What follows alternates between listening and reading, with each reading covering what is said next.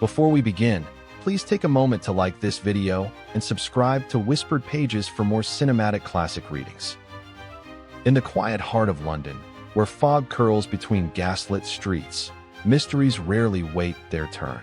On an ordinary morning at Baker Street, a desperate young man bursts through the door, his trembling hands carrying a story too strange to ignore. A vanished builder, a midnight fire, a trail of clues scattered between shadows and lies. And once again, Sherlock Holmes and Dr. Watson are drawn from the warmth of their sitting room into the cold uncertainty of a case where nothing is quite what it seems. Tonight, step into the mist, follow the lantern light, and witness the puzzle that unfolded behind the closed doors of Norwood. This is the adventure of the Norwood Builder. Chapter 1: The Adventure of the Norwood Builder.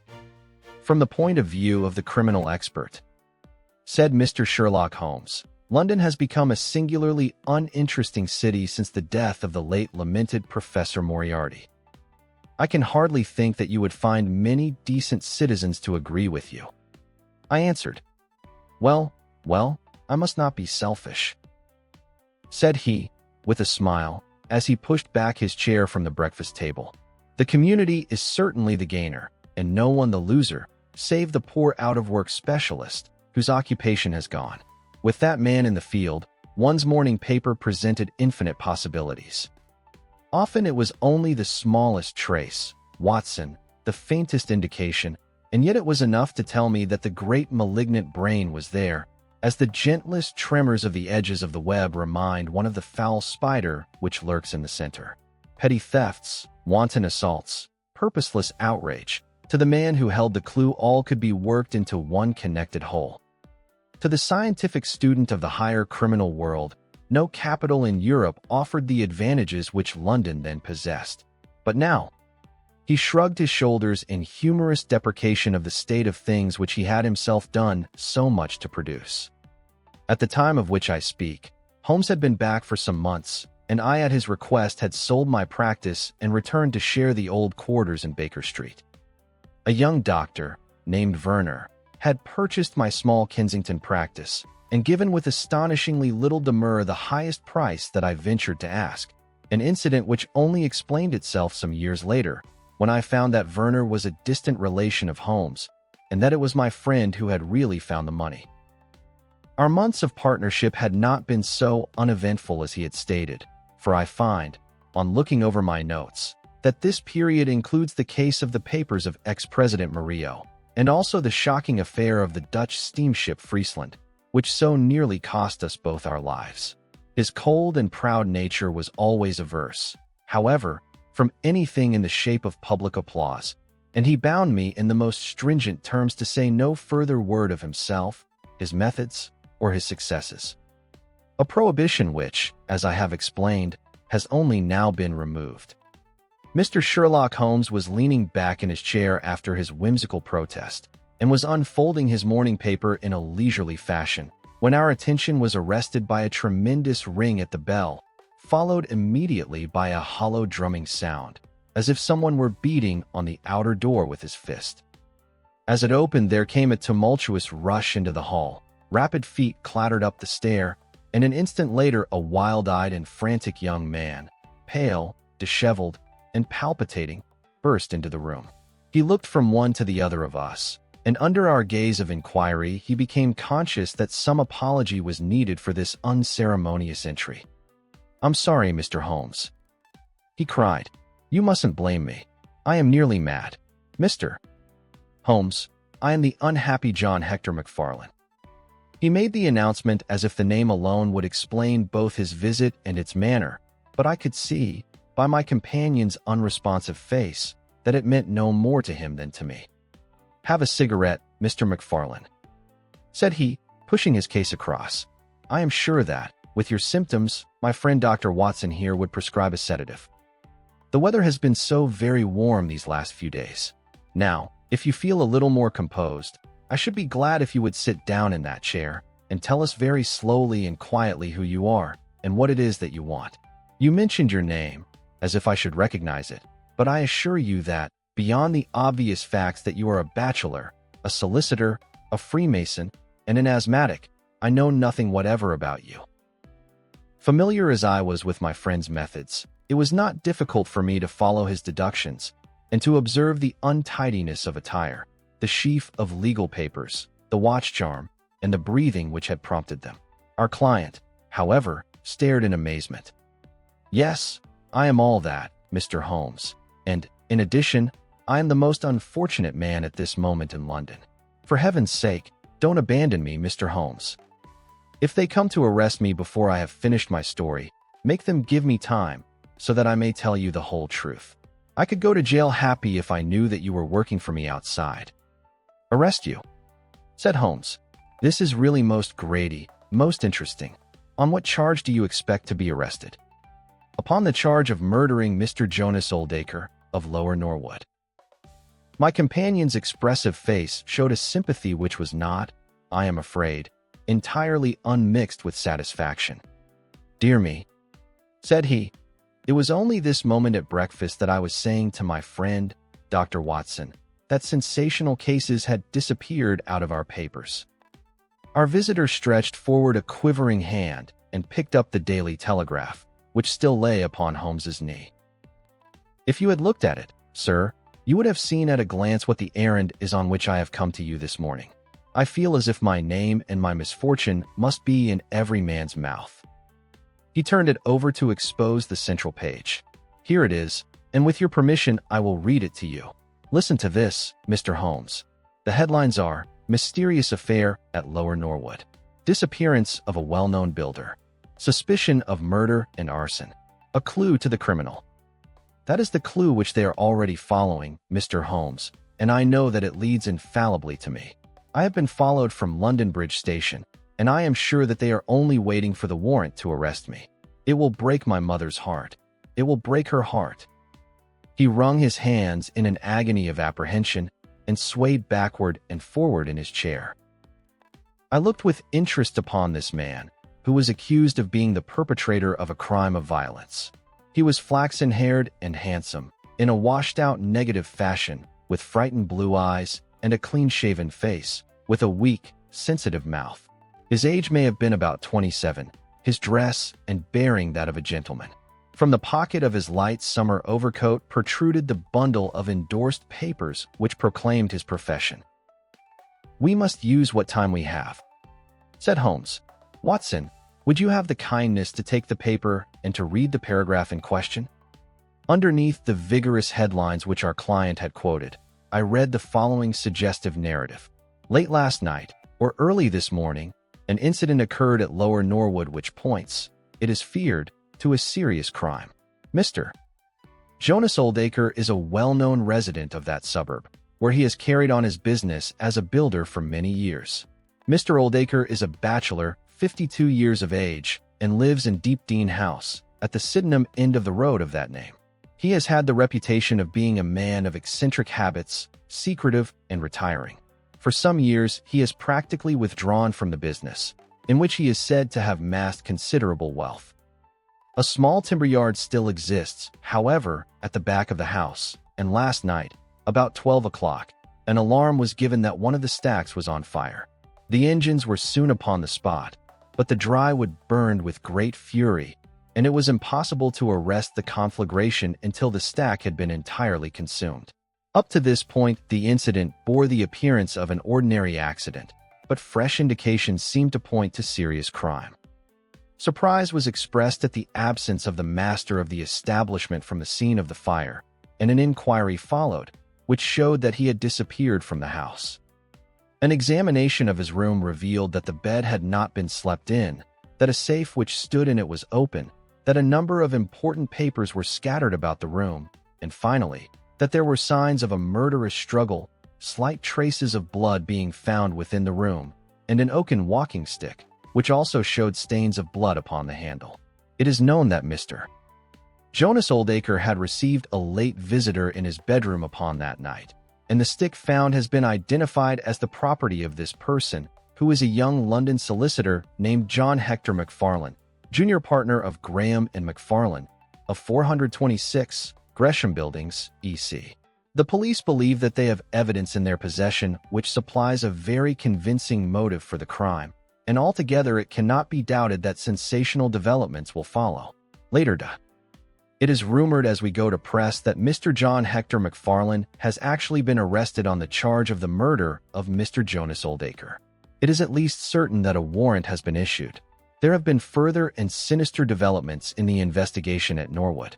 Besides the signs of a struggle in the room of the unfortunate builder, it is now known that the French windows of his bedroom, which is on the ground floor, were found to be open, that there were marks as if some bulky object had been dragged across to the wood pile, and, finally, it is asserted that charred remains have been found among the charcoal ashes of the fire.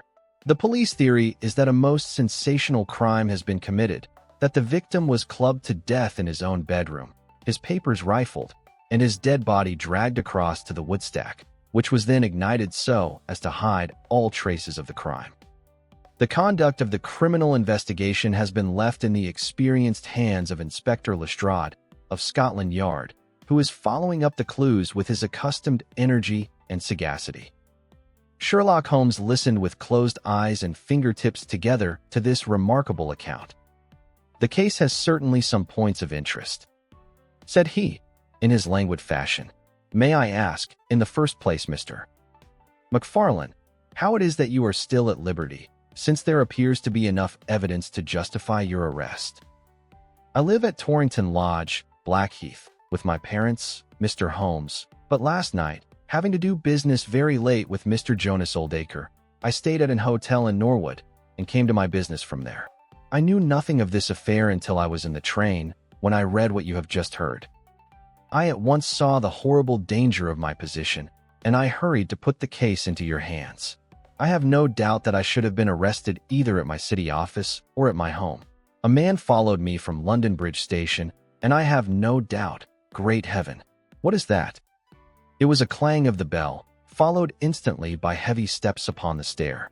A moment later, our old friend Lestrade appeared in the doorway. Over his shoulder, I caught a glimpse of one or two uniformed policemen outside. "Mr. John Hector McFarlane?" said Lestrade. Our unfortunate client rose with a ghastly face. "I arrest you for the willful murder of Mr. Jonas Oldacre of Lower Norwood." McFarlane turned to us with a gesture of despair and sank into his chair once more like one who is crushed. "One moment, Lestrade," said Holmes. "Half an hour more or less can make no difference to you, and the gentleman was about to give us an account of this very interesting affair, which might aid us in clearing it up." "I think there will be no difficulty in clearing it up," said Lestrade grimly. "Nonetheless, with your permission, I should be much interested to hear his account." "Well, Mr. Holmes, it is difficult for me to refuse you anything, for you have been of use to the force once or twice in the past, and we owe you a good turn at Scotland Yard," said Lestrade. "At the same time, I must remain with my prisoner, and I am bound to warn him that anything he may say will appear in evidence against him." "I wish nothing better," said our client. "All I ask is that you should hear and recognize the absolute truth." Lestrade looked at his watch. "I'll give you half an hour," said he. "I must explain first," said McFarlane, "that I knew nothing of Mr. Jonas Oldacre. His name was familiar to me, for many years ago my parents were acquainted with him, but they drifted apart. I was very much surprised, therefore, when yesterday, about 3 o'clock in the afternoon, he walked into my office in the city. But I was still more astonished when he told me the object of his visit. He had in his hand several sheets of a notebook covered with scribbled writing. Here they are, and he laid them on my table. Here is my will, said he. I want you, Mr. McFarlane, to cast it into proper legal shape. I will sit here while you do so. I set myself to copy it, and you can imagine my astonishment when I found that, with some reservations, he had left all his property to me. He was a strange little ferret-like man, with white eyelashes, and when I looked up at him, I found his keen gray eyes fixed upon me with an amused expression. I could hardly believe my own as I read the terms of the will. But he explained that he was a bachelor with hardly any living relation, that he had known my parents in his youth, and that he had always heard of me as a very deserving young man. and was assured that his money would be in worthy hands. Of course, I could only stammer out my thanks. The will was duly finished, signed, and witnessed by my clerk. This is it on the blue paper, and these slips, as I have explained, are the rough draft. Mr. Jonas Oldacre then informed me that there were a number of documents, building leases, title deeds, mortgages, scrip, and so forth, which it was necessary that I should see and understand. He said that his mind would not be easy until the whole thing was settled, and he begged me to come out to his house at Norwood that night, bringing the will with me, and to arrange matters. Remember, my boy, not one word to your parents about the affair until everything is settled. We will keep it as a little surprise for them. He was very insistent upon this point, and made me promise it faithfully. You can imagine, Mr. Holmes, that I was not in a humor to refuse him anything that he might ask. He was my benefactor, and all my desire was to carry out his wishes in every particular. I sent a telegram home, therefore, to say that I had important business on hand, and that it was impossible for me to say how late I might be. Mr. Oldacre had told me that he would like me to have supper with him at 9, as he might not be home before that hour. I had some difficulty in finding his house, however, and it was nearly 1:30 before I reached it. I found him. "One moment," said Holmes. "Who opened the door?" "A middle-aged woman, who was, I suppose, his housekeeper." "And it was she, I presume, who mentioned your name?" "Exactly," said McFarlane. "Pray proceed." McFarlane wiped his damp brow, and then continued his narrative. "I was shown by this woman into a sitting room, where a frugal supper was laid out. Afterwards, Mr. Jonas Oldacre led me into his bedroom, in which there stood a heavy safe. This he opened and took out a mass of documents, which we went over together. It was between 11 and 12 when we finished. He remarked that we must not disturb the housekeeper. He showed me out through his own French window, which had been open all this time. "Was the blind down?" asked Holmes. "I will not be sure, but I believe that it was only half down. Yes, I remember how he pulled it up in order to swing open the window. I could not find my stick, and he said, 'Never mind, my boy, I shall see a good deal of you now, I hope, and I will keep your stick until you come back to claim it.' I left him there, the safe open, and the papers made up in packets upon the table. It was so late that I could not get back to Blackheath, so I spent the night at the Annerley Arms, and I knew nothing more until I read of this horrible affair in the morning. Anything more that you would like to ask, Mr. Holmes?" said Lestrade, whose eyebrows had gone up once or twice during this remarkable explanation. "Not until I have been to Blackheath." "You mean to Norwood?" said Lestrade. "Oh yes, no doubt that is what I must have meant," said Holmes, with his enigmatical smile. Lestrade had learned by more experiences than he would care to acknowledge that that brain could cut through that which was impenetrable to him. I saw him look curiously at my companion. "I think I should like to have a word with you presently, Mr. Sherlock Holmes," said he. "Now, Mr. McFarlane, 2 of my constables are at the door, and there is a 4-wheeler waiting." The wretched young man arose, and with a last beseeching glance at us walked from the room. The officers conducted him to the cab, but Lestrade remained. Holmes had picked up the pages which formed the rough draft of the will, and was looking at them with the keenest interest upon his face. "There are some points about that document, Lestrade, are there not?" said he, pushing them over. The official looked at them with a puzzled expression. "I can read the first few lines and these in the middle of the second page, and 1 or 2 at the end. Those are as clear as print," said he, "but the writing in between is very bad, and there are 3 places where I cannot read it at all." "What do you make of that?" said Holmes. "Well, what do you make of it? Break time equals 0. 25s / that it was written in a train. The good writing represents stations, the bad writing movement, and the very bad writing passing over points. A scientific expert would pronounce at once that this was drawn up on a suburban line, since nowhere save in the immediate vicinity of a great city could there be so quick a succession of points. Granting that his whole journey was occupied in drawing up the will, then the train was an express, only stopping once between Norwood and London Bridge." Lestrade began to laugh. "You are too many for me when you begin to get on your theories, Mr. Holmes," said he. "How does this bear on the case?" "Well, it corroborates the young man's story to the extent that the will was drawn up by Jonas Oldacre in his journey yesterday. It is curious, is it not, that a man should draw up so important a document in so haphazard a fashion. It suggests that he did not think it was going to be of much practical importance. If a man drew up a will which he did not intend ever to be effective, he might do it so. Well, he drew up his own death warrant at the same time," said Lestrade. "Oh, you think so? Don't you? Well, it is quite possible, but the case is not clear to me yet." "Not clear? Well, if that isn't clear, what could be clearer? Here is a young man who learns suddenly that, if a certain older man dies, he will succeed to a fortune. What does he do? He says nothing to anyone, but he arranges that he shall go out on some pretext to see his client that night. He waits until the only other person in the house is in bed, and then in the solitude of a man's room he murders him, burns his body in the woodpile, and departs to a neighboring hotel. The bloodstains in the room and also on the stick are very slight. It is probable that he imagined his crime to be a bloodless one, and hoped that if the body were consumed it would hide all traces of the method of his death, traces which, for some reason, must have pointed to him. Is not all this obvious?" "It strikes me, my good Lestrade, as being just a trifle too obvious," said Holmes. "You do not add imagination to your other great qualities, but if you could for one moment put yourself in the place of this young man, would you choose the very night after the will had been made to commit your crime? Would it not seem dangerous to you to make so very close a relation between the two incidents? Again, would you choose an occasion when you are known to be in the house, when a servant has let you in? And, finally, would you take the great pains to conceal the body, and yet leave your own stick as a sign that you were the criminal?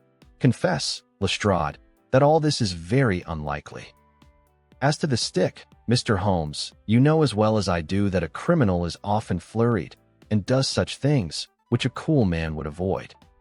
He was very likely afraid to go back to the room. Give me another theory that would fit the facts." "I could very easily give you half a dozen," said Holmes. "Here, for example, is a very possible and even probable one. I make you a free present of it. The older man is showing documents which are of evident value. A passing tramp sees them through the window, the blind of which is only half down. Exit the solicitor. Enter the tramp. He seizes a stick, which he observes there, kills Oldacre, and departs after burning the body. Why should the tramp burn the body? For the matter of that, why should McFarlane? To hide some evidence. Possibly the tramp wanted to hide that any murder at all had been committed. And why did the tramp take nothing? Because they were papers that he could not negotiate." Lestrade shook his head, though it seemed to me that his manner was less absolutely assured than before. "Well, Mr. Sherlock Holmes, you may look for your tramp, and while you are finding him we will hold on to our man. The future will show which is right. Just notice this point, Mr. Holmes, that so far as we know, none of the papers were removed, and that the prisoner is the one man in the world who had no reason for removing them, since he was heir at law, and would come into them in any case." My friend seemed struck by this remark. "I don't mean to deny that the evidence is in some ways very strongly in favor of your theory," said he. "I only wish to point out that there are other theories possible. As you say, the future will decide. Good morning. I dare say that in the course of the day I shall drop in at Norwood and see how you are getting on." When the detective departed, my friend rose and made his preparations for the day's work with the alert air of a man who has a congenial task before him. "My first movement, Watson," said he, as he bustled into his frock coat, "must, as I said, be in the direction of Blackheath." "And why not Norwood?" "Because we have in this case one singular incident coming close to the heels of another singular incident. The police are making the mistake of concentrating their attention upon the second, because it happens to be the one which is actually criminal. But it is evident to me that the logical way to approach the case is to begin by trying to throw some light upon the first incident. The curious will, so suddenly made, and to so unexpected an heir, it may do something to simplify what followed. No, My dear fellow, I don't think you can help me. There is no prospect of danger, or I should not dream of stirring out without you. I trust that when I see you in the evening, I will be able to report that I have been able to do something for this unfortunate youngster who has thrown himself upon my protection." It was late when my friend returned, and I could see, by a glance at his haggard and anxious face, that the high hopes with which he had started had not been fulfilled. For an hour he droned away upon his violin, endeavoring to soothe his own ruffled spirits. At last he flung down the instrument and plunged into a detailed account of his misadventures. "It's all going wrong, Watson, all as wrong as it can go." I kept a bold face before Lestrade, but, upon my soul, I believe that for once the fellow is on the right track and we are on the wrong. All my instincts are one way, and all the facts are the other, and I much fear that British juries have not yet attained that pitch of intelligence when they will give the preference to my theories over Lestrade's facts. "Did you go to Blackheath?" "Yes, Watson, I went there, and I found very quickly that the late lamented Oldacre was a pretty considerable blackguard. The father was away in search of his son. The mother was at home, a little, fluffy, blue-eyed person, in a tremor of fear and indignation. Of course, she would not admit even the possibility of his guilt, but she would not express either surprise or regret over the fate of Oldacre. On the contrary, she spoke of him with such bitterness that she was unconsciously considerably strengthening the case of the police for, of course, if her son had heard her speak of the man in this fashion, it would predispose him towards hatred and violence. He was more like a malignant and cunning ape than a human being, said she. And he always was, ever since he was a young man. You knew him at that time? Said I. Yes, I knew him well. In fact, he was an old suitor of mine. Thank heaven that I had the sense to turn away from him and to marry a better, if poorer, man. I was engaged to him, Mr. Holmes, when I heard a shocking story of how he had turned a cat loose in an aviary, and I was so horrified at his brutal cruelty that I would have nothing more to do with him. She rummaged in a bureau, and presently she produced a photograph of a woman, shamefully defaced and mutilated with a knife. That is my own photograph, she said. He sent it to me in that state, with his curse, upon my wedding morning. Well, said I, at least he has forgiven you now, since he has left all his property to your son. Neither my son nor I want anything from Jonas Oldacre, dead or alive, she cried, with a proper spirit. There is a God in heaven, Mr. Holmes, and that same God who has punished that wicked man will show, in his own good time, that my son's hands are guiltless of his blood. Well, I tried one or two leads, but could get at nothing which would help our hypothesis and several points which would make against it. I gave it up at last, and off I went to Norwood. This place, Deepening House, is a big modern villa of staring brick, standing back in its own grounds, with a laurel-clumped lawn in front of it. To the right and some distance back from the road was the timber yard which had been the scene of the fire. Here's a rough plan on a leaf of my notebook. This window on the left is the one which opens into Oldacre's room. You can look into it from the road, you see. That is about the only bit of consolation I have had today. Lestrade was not there, but his head constable did the honors. They had just found a great treasure trove. They had spent the morning raking among the ashes of the burned woodpile, and besides the charred organic remains they had secured several discolored metal discs. I examined them with care, and there was no doubt that they were trouser buttons. I even distinguished that one of them was marked with the name of Hyams, who was Oldacre's tailor. I then worked the lawn very carefully for signs and traces, but this drought has made everything as hard as iron. Nothing was to be seen save that some body or bundle had been dragged through a low privet hedge, which is in a line with the woodpile. All that, of course, fits in with the official theory.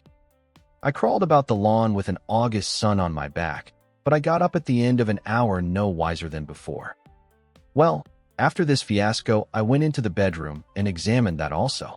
The bloodstains were very slight, mere smears and discolorations, but undoubtedly fresh. The stick had been removed, but there also the marks were slight. There is no doubt about the stick belonging to our client. He admits it.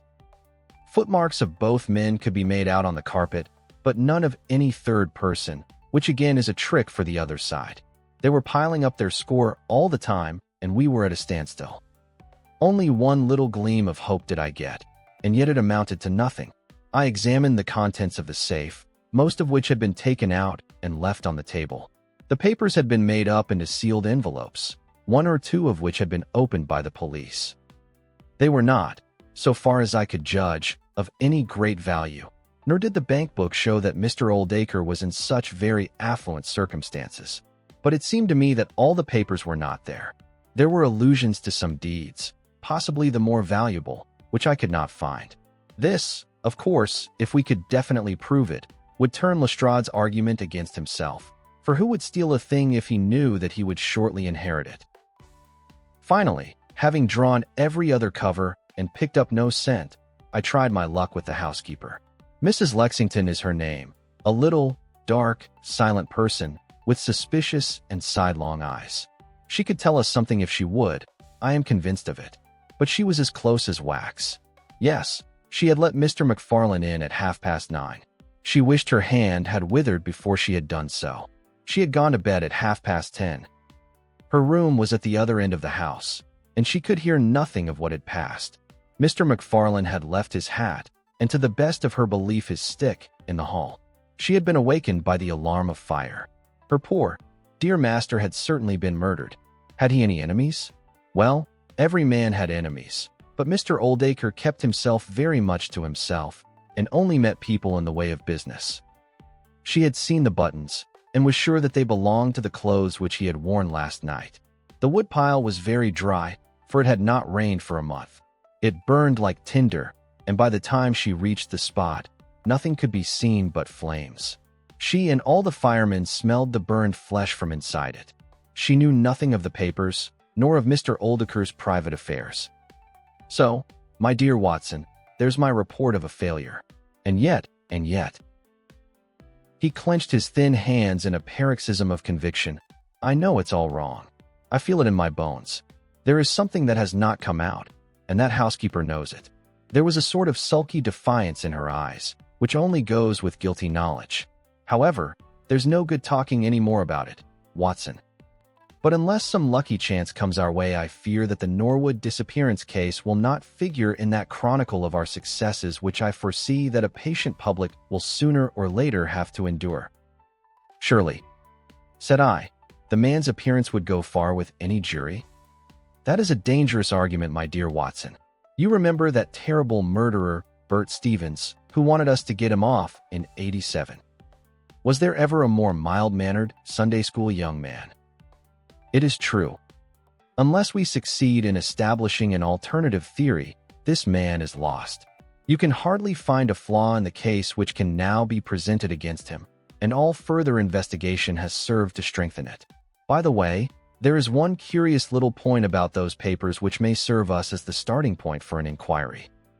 On looking over the bank book, I found that the low state of the balance was principally due to large checks which have been made out during the last year to Mr. Cornelius. I confess that I should be interested to know who this Mr. Cornelius may be with whom a retired builder has such very large transactions. Is it possible that he has had a hand in the affair? Cornelius might be a broker, but we have found no script to correspond with these large payments. Failing any other indication, my researches must now take the direction of an inquiry at the bank for the gentleman who has cashed these checks. But I fear, my dear fellow, that our case will end ingloriously by Lestrade hanging our client, which will certainly be a triumph for Scotland Yard. I do not know how far Sherlock Holmes took any sleep that night, but when I came down to breakfast, I found him pale and harassed, his bright eyes the brighter for the dark shadows round them. The carpet round his chair was littered with cigarette ends and with the early editions of the morning papers. An open telegram lay upon the table. "What do you think of this, Watson?" he asked, tossing it across. It was from Norwood, and ran as follows. Important fresh evidence to hand. McFarlane's guilt definitely established. Advise you to abandon case, Lestrade.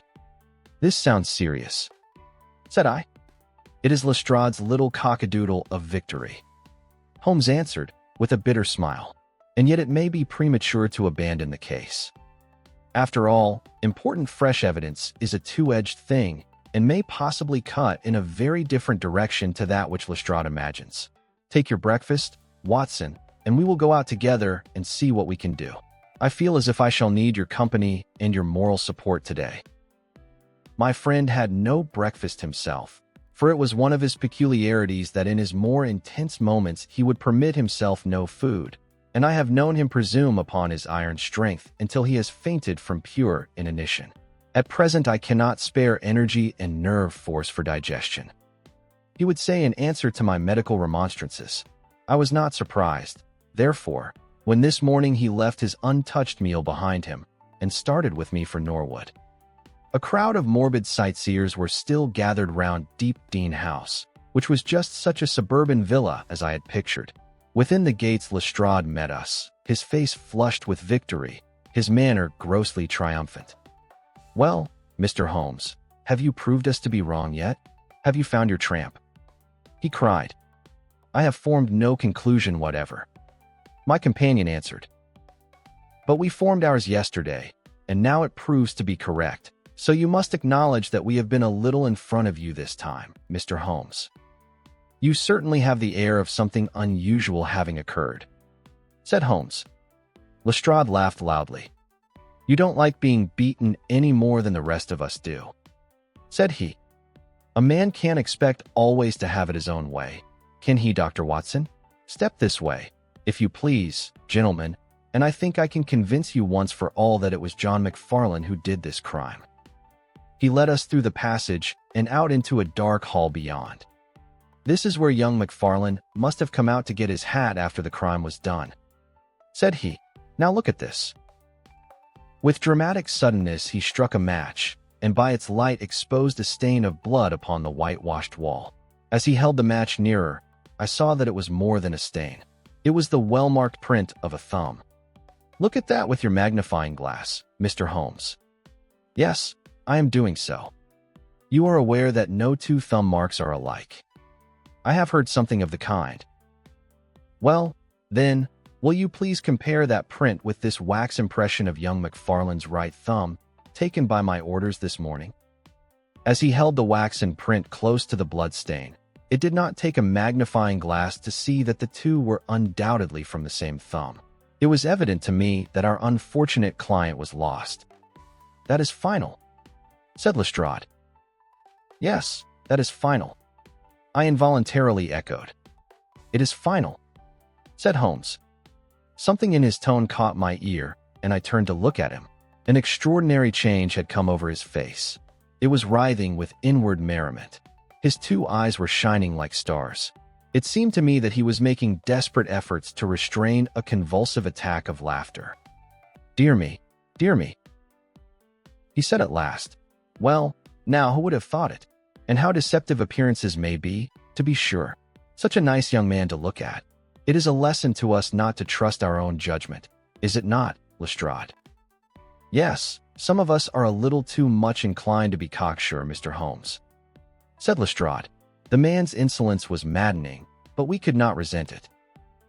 What a providential thing that this young man should press his right thumb against the wall in taking his hat from the peg. Such a very natural action, too, if you come to think of it. Holmes was outwardly calm, but his whole body gave a wriggle of suppressed excitement as he spoke. "By the way, Lestrade, who made this remarkable discovery?" "It was the housekeeper, Mrs. Lexington, who drew the night constable's attention to it." "Where was the night constable?" "He remained on guard in the bedroom where the crime was committed, so as to see that nothing was touched." "But why didn't the police see this mark yesterday?" "Well, we had no particular reason to make a careful examination of the hall. Besides, it's not in a very prominent place, as you see." No. Of course not. I suppose there is no doubt that the mark was there yesterday?" Lestrade looked at Holmes as if he thought he was going out of his mind. I confess that I was myself surprised both at his hilarious manner and at his rather wild observation. "I don't know whether you think that McFarlane came out of jail in the dead of the night in order to strengthen the evidence against himself," said Lestrade. "I leave it to any expert in the world whether that is not the mark of his thumb." "It is unquestionably the mark of his thumb." "There, that's enough," said Lestrade. I am a practical man, Mr. Holmes, and when I have got my evidence, I come to my conclusions. If you have anything to say, you will find me writing my report in the sitting room." Holmes had recovered his equanimity, though I still seemed to detect gleams of amusement in his expression. "Dear me, this is a very sad development, Watson, is it not?" said he. "And yet there are singular points about it which hold out some hopes for our client." "I am delighted to hear it," said I heartily. "I was afraid it was all up with him." "I would hardly go so far as to say that, my dear Watson. The fact is that there is one really serious flaw in this evidence to which our friend attaches so much importance." "Indeed, Holmes. What is it?" "Only this, that I know that mark was not there when I examined the hall yesterday. And now, Watson, let us have a little stroll round in the sunshine." With a confused brain, but with a heart into which some warmth of hope was returning, I accompanied my friend in a walk round the garden. Holmes took each face of the house in turn and examined it with great interest. He then led the way inside and went over the whole building from basement to attic. Most of the rooms were unfurnished, but nonetheless Holmes inspected them all minutely. Finally, on the top corridor, which ran outside 3 untenanted bedrooms, he again was seized with a spasm of merriment. "There are really some very unique features about this case, Watson," said he. "I think it is time now that we took our friend Lestrade into our confidence. He has had his little smile at our expense, and perhaps we may do as much by him, if my reading of this problem proves to be correct."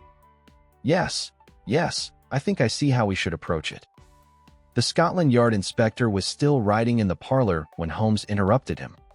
"I understood that you were writing a report of this case," said he. "So I am.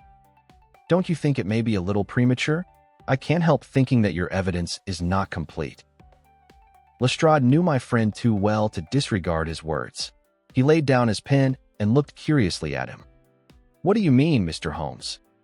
"Only that there is an important witness whom you have not seen." "Can you produce him?" "I think I can." "Then do so." "I will do my best. How many constables have you?" "There are 3 within call."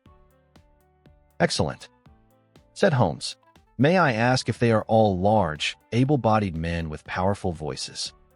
"I have no doubt they are, though I fail to see what their voices have to do with it." "Perhaps I can help you to see that, and 1 or 2 other things as well," said Holmes. "Kindly summon your men, and I will try." 5 minutes later, 3 policemen had assembled in the hall. "In the outhouse you will find a considerable quantity of straw," said Holmes. "I will ask you to carry in 2 bundles of it. I think it will be of the greatest assistance in producing the witness whom I require." "Thank you very much. I believe you have some matches in your pocket, Watson. Now, Mr. Lestrade, I will ask you all to accompany me to the top landing." As I have said, there was a broad corridor there, which ran outside 3 empty bedrooms. At one end of the corridor we were all marshaled by Sherlock Holmes, the constables grinning and Lestrade staring at my friend with amazement, expectation, and derision chasing each other across his features. Holmes stood before us with the air of a conjurer who is performing a trick.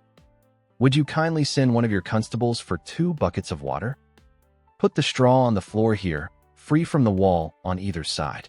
Now I think that we are all ready." Lestrade's face had begun to grow red and angry. "I don't know whether you are playing a game with us, Mr. Sherlock Holmes," said he. "If you know anything, you can surely say it without all this tomfoolery.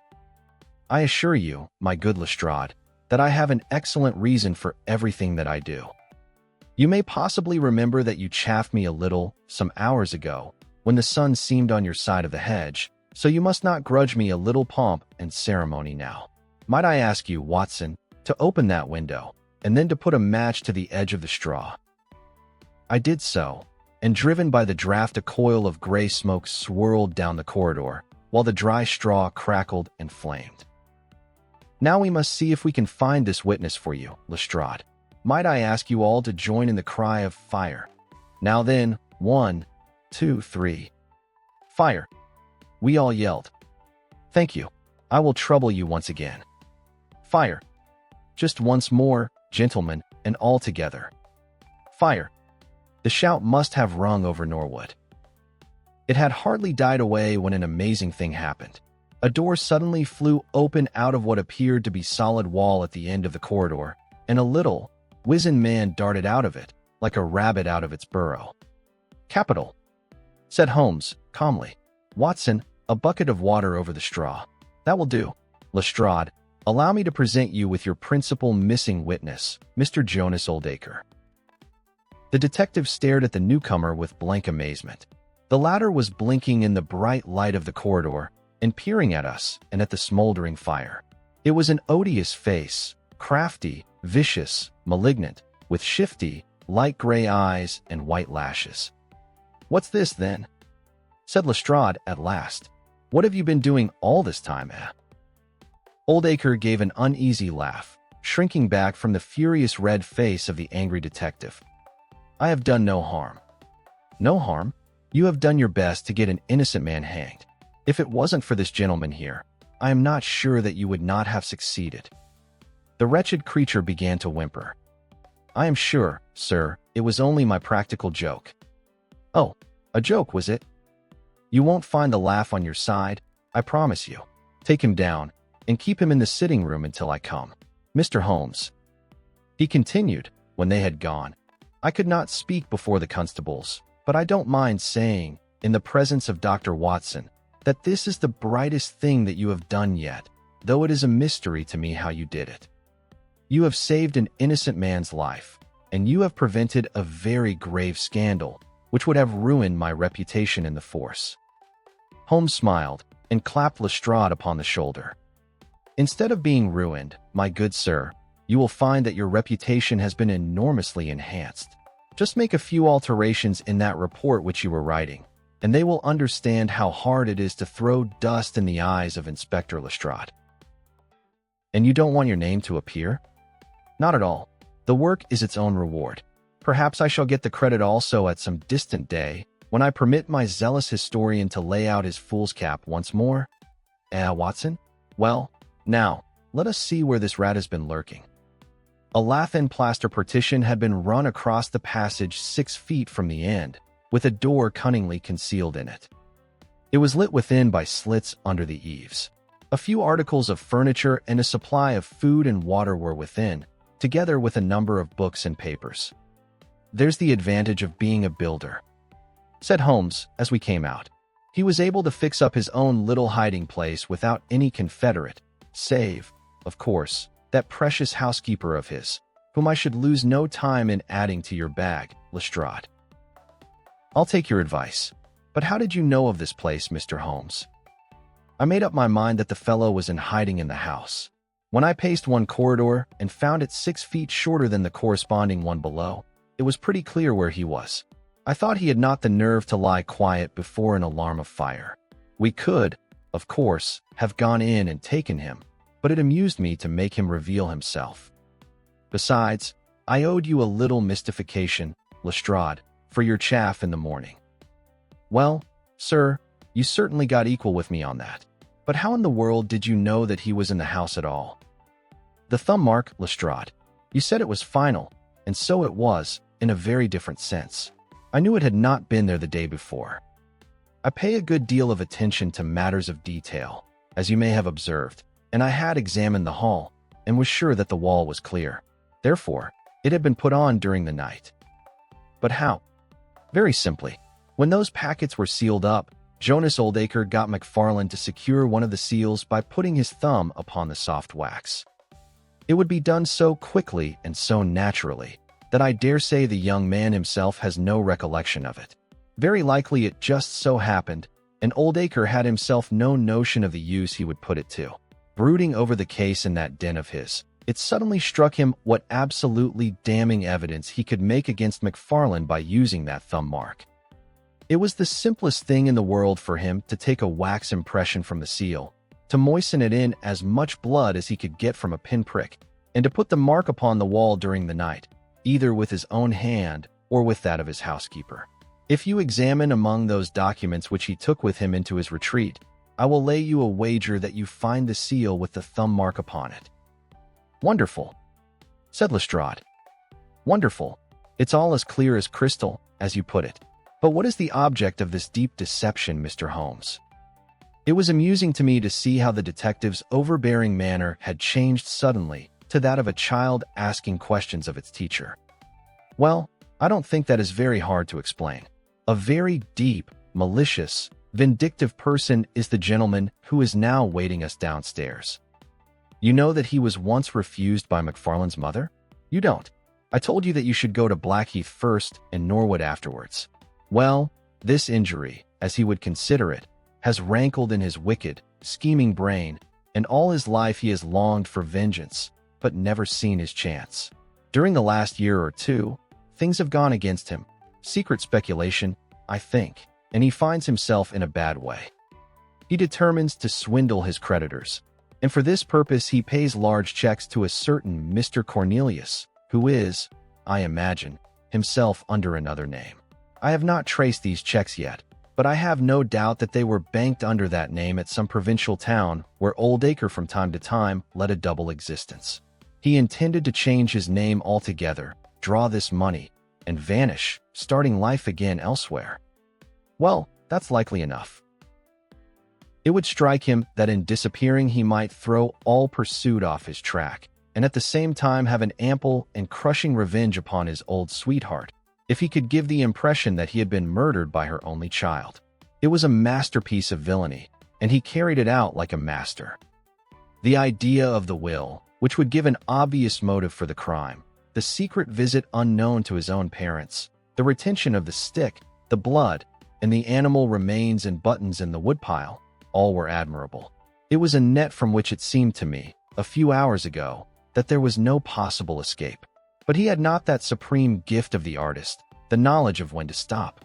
He wished to improve that which was already perfect, to draw the rope tighter yet round the neck of his unfortunate victim, and so he ruined all. Let us descend, Lestrade. There are just one or two questions that I would ask him. The malignant creature was seated in his own parlor, with a policeman upon each side of him. It was a joke, my good sir, a practical joke, nothing more.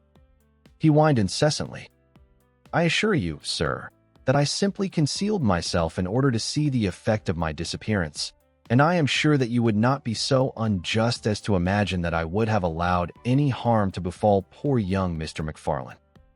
That's for a jury to decide, said Lestrade. Anyhow, we shall have you on a charge of conspiracy, if not for attempted murder. And you'll probably find that your creditors will impound the banking account of Mr. Cornelius, said Holmes.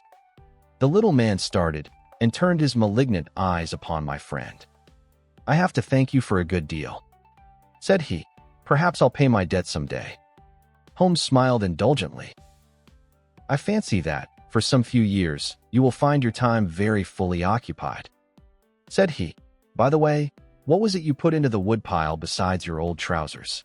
A dead dog, or rabbits, or what? You won't tell? Dear me, how very unkind of you. Well, I dare say that a couple of rabbits would account both for the blood and for the charred ashes. If ever you write an account, Watson, you can make rabbits serve your turn. Thank you for joining me on this journey through the fog-lit world of Sherlock Holmes. Each mystery leaves behind its own faint trail. And tonight, we've followed Holmes and Watson through one of their most curious adventures. If you enjoyed this cinematic reading, there are many more cases waiting in the shadows. From chilling Victorian puzzles to gothic horrors and classic tales reimagined in the whispered pages style. Don't forget to like the video, subscribe, and explore the channel for more atmospheric audiobooks. Until next time, may your lantern stay lit and your path remain clear.